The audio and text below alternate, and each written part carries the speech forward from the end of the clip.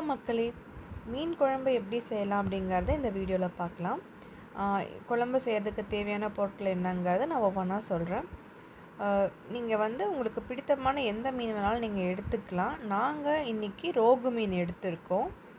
அதுக்கப்புறம் மற்ற பொருட்கள் சின்ன வெங்காயம் உளிச்சது 150 கிராம், நல்லா பழுத்த தக்காளி 3, பச்சை மிளகாய் 2, கொத்தமல்லி தழை ஒரு கையளவு, கருவேப்பிலை ஒரு கைப்பிடி, புளி ஒரு சின்ன எலுமிச்சம்பழ சைஸ்க்கு, 4லேருந்து 5 பல் பூண்டு உளிச்சது, தேங்காய் அரை மூடி, சின்ன தேங்காயாக இருந்தால் அரை மூடியே போதுமானது, மஞ்சத்தூள், தனியாத்தூள், மிளகாய்த்தூள், பெருங்காயத்தூள். அதற்கப்புறம் இதுக்கு ரொம்ப முக்கியமான ஒரு இன்க்ரீடியண்ட் சீரகம், வெந்தயம், மிளகு. இது எல்லாத்தையுமே தனித்தனியாக வறுத்து எடுத்து வச்சுருக்கணும், எண்ணெய் இல்லாமல்.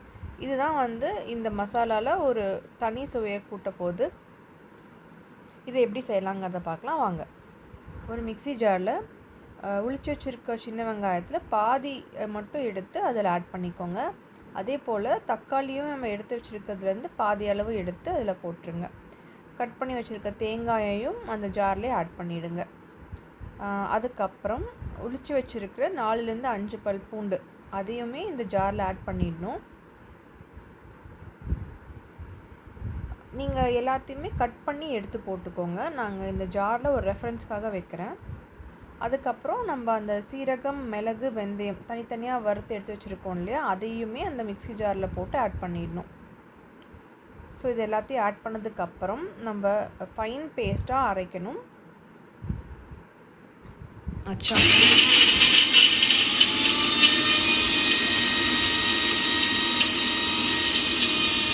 நல்லா ஃபைன் பேஸ்ட்டாக அரையணும். அதுக்கப்புறம் அதை எடுத்து வச்சிடலாம். மீதமுள்ள வெங்காயம், தக்காளி அது எல்லாத்தையும் நீங்கள் பொடிசாக நறுக்கி எடுத்து வச்சுக்கோங்க. புளியையுமே சுடுதண்ணியில் கரைக்க வச்சிடலாம். ஸோ இப்போ நம்ம குழம்பு செய்ய ஸ்டார்ட் பண்ணலாம். ஒரு கடாயில் 2லேருந்து 3 டேபிள் ஸ்பூன் சமையல் எண்ணெயை ஆட் பண்ணிக்கோங்க. மீன் குழம்புக்கு நல்லெண்ணெய் ஊற்றி செஞ்சால் ரொம்ப நல்லாயிருக்கும். நீங்கள் அதை ட்ரை பண்ணலாம். நாங்கள் இன்றைக்கி கடலெண்ணெய் தான் யூஸ் பண்ணுறோம். எண்ணெய் நல்லா சூடானதுக்கப்புறம் நறுக்கி வச்சுருக்க சின்ன வெங்காயத்தை அதில் ஆட் பண்ணிவிடுங்க. அதுக்கப்புறம் 2 பச்சை மிளகாயும் அதில் ஆட் பண்ணிவிடுங்க. இது ரெண்டுமே நல்லா வதங்கணும். வெங்காயம் நல்லா பொன்னிறமாகிற வரைக்குமே நீங்கள் வதக்கணும். ஒரு 2 நிமிஷம் வரைக்கும் நீங்கள் வதக்கலாம். அதுக்கப்புறம் ஒரு கைப்பிடி கருவேப்பிலையும் ஆட் பண்ணிவிட்டு அதையும் நல்லா வதக்கணும்.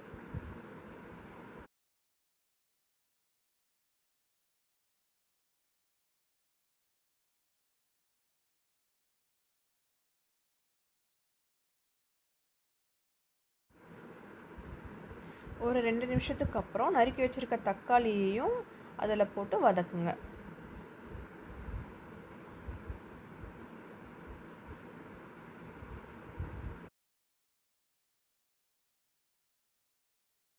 தக்காளி நல்லா மசிய வணங்கணும். ஒரு 5 நிமிஷம் வரைக்கும் வதக்குனதுக்கப்புறம் நம்ம அரைச்சி வச்சுருக்க மசாலாவை இதோடு ஆட் பண்ணிக்கலாம்.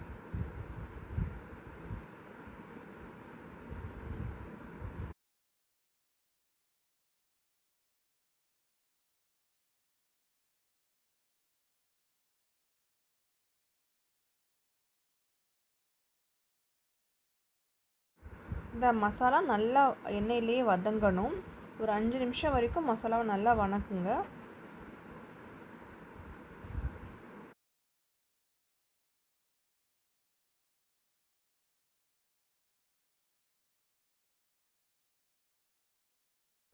இந்த மசாலா நல்லா வதங்கினதுக்கப்புறம் மற்ற தூள்களையும் ஆட் பண்ணிக்கலாம். அரை டீஸ்பூன் மஞ்சத்தூள் ஆட் பண்ணிக்கோங்க. அதுக்கப்புறம் மிளகாய்த்தூள் அரையிலேருந்து 3/4 ஸ்பூன் ஆட் பண்ணிக்கலாம்.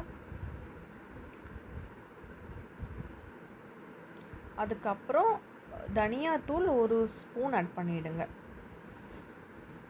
ஸோ இந்த மசாலாக்கள்லாம் ஆட் பண்ணதுக்கப்புறம் அந்த அரைச்ச கலவையை நல்லா வதக்கணும்.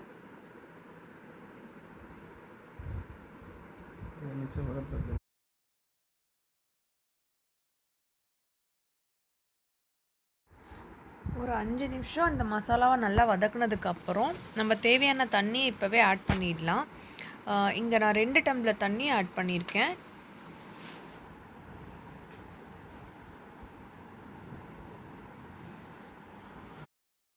தேவையான தண்ணி ஆட் பண்ணதுக்கப்புறம் நம்ம ஒரு 10 நிமிஷம் வரைக்கும் இந்த குழம்ப கொதிக்க விடணும். இப்போ குழம்புல தேவையான உப்பையும் இப்போவே ஆட் பண்ணிடலாம். இது வரைக்கும் உப்பே போடல. ஸோ 1.5 ஸ்பூன் உப்பு சரியாக இருக்கும். நீங்கள் கரெக்டாக பார்த்து போட்டுக்கோங்க. முதல்ல 1 ஸ்பூன் போடுங்க. அதுக்கப்புறம் உப்பு பத்தலைனா வேணால் நீங்கள் ஆட் பண்ணிக்கலாம். ஸோ உப்பு போட்டு கலந்ததுக்கப்புறம் நல்லா வதக்கி விட்டுட்டு நம்ம இந்த குழம்ப கொதிக்க விட்டுறணும்.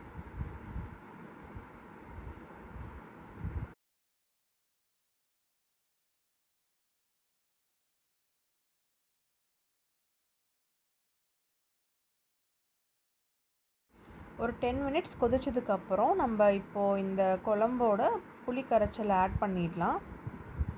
கிட்டத்தட்ட ஒரு டம்ளர் கரைசல் இருக்கும். ஸோ நீங்கள் அதை ஆட் பண்ணிட்டீங்கன்னா குழம்போட திக்னஸ் கரெக்டாக வந்துடும்.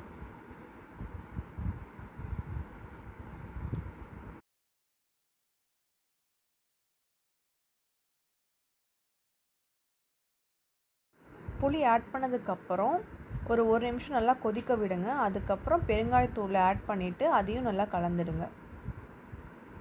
அதுக்கப்புறம் அந்த கடாயை ஒரு தட்டு போட்டு மூடிடுங்க. மீடியம் ஃப்ளேமில் ஒரு 10 மினிட்ஸ் கொதிக்க விடுங்க.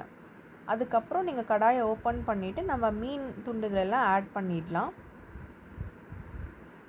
மீன் ஆட் பண்ணதுக்கப்புறம் நம்ம குழம்ப ரொம்ப நேரம் கொதிக்கவே விடக்கூடாது. ஏன்னா மீனெல்லாம் சீக்கிரமே வெந்துடும். ஒரு 2லேருந்து 3 நிமிஷத்துக்குள்ளேயே வெந்துடும். அதனால் நீங்கள் சிம் வச்சுட்டு ஒரு 5 மினிட்ஸ் விட்டுடலாம். அதுக்கப்புறம் ஸ்டவ்வை அப்படியே ஆஃப் பண்ணிடலாம். அதுக்கு முன்னாடி நம்ம எடுத்து வச்சுருக்க கொத்தமல்லி தலைகளை அதில் ஆட் பண்ணிவிட்டு கலந்துடுங்க.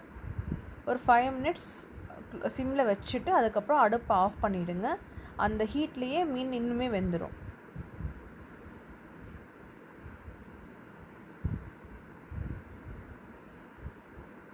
ஸோ நீங்கள் அதுக்கப்புறம் எடுத்து பார்த்திங்கன்னா ரொம்ப ருசியான ஒரு மீன் குழம்பு தயாராக இருக்கும். இதை செஞ்சு பார்த்துட்டு எங்களுக்கு ஃபீட்பேக்கில் சொல்லுங்கள். எங்கள் சேனலை லைக் பண்ணுங்கள், ஷேர் பண்ணுங்கள், சப்ஸ்கிரைப் பண்ணுங்கள். தேங்க்யூ.